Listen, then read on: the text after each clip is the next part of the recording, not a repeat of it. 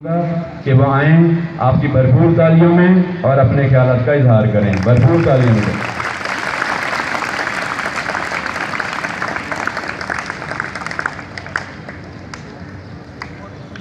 बिस्मिल्लाहिर्रहमानिर्रहीम।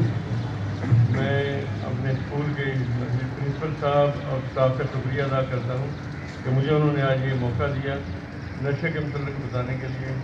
नशा एक्चुअली बड़ा सबको पता है कि बड़ा सीरियस प्रॉब्लम है।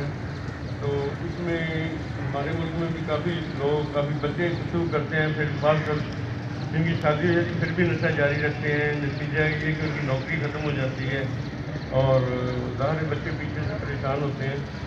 तो नशा कहते हैं किसको? सबसे पहली चीज़ है कि क्या खाना पीना भी नशा है या सिगरेट पीना नशा है।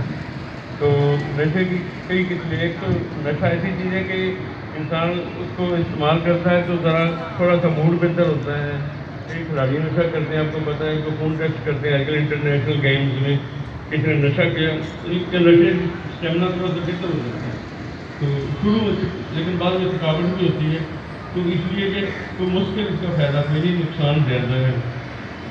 तो नशा अगर ऐसी चीज़ उस चीज़ को कहते हैं कि जिसको हम इस्तेमाल ना करें तो बाद में हमें उसकी साइड इफ़ेक्ट हो जाते हैं, उल्टियाँ शुरू हो जाती है, जिसमें दर्द, नींद नहीं आती और फिर दोबारा वो नशा करता है, ज़्यादा मिकदार में करता है।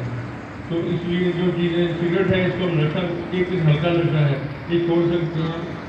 इसको हैबिचुएशन कहते हैं, ये हैबिट फॉर्मेशन, हैबिट आदत छोड़नी मुश्किल है।